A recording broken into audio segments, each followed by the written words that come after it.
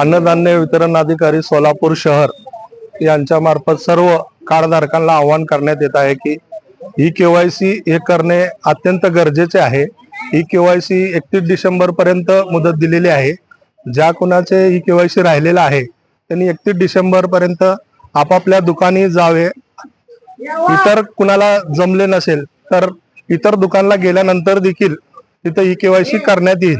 रास्तभाव धान्य दुकानदार यांच्या मार्फत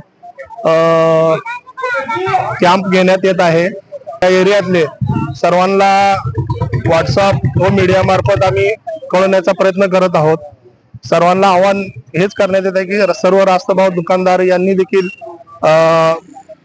जिथं जिथं समाज मंदिर आहे त्या ठिकाणी कॅम्प घेण्यात येत आहे। त्या ठिकाणी सर्व कार्डधारकांनी येऊन तिथं त्या आपापले आधार कार्ड आणून ई केवायसी करावी असे सगळ्यांना विनंती करीत आहे।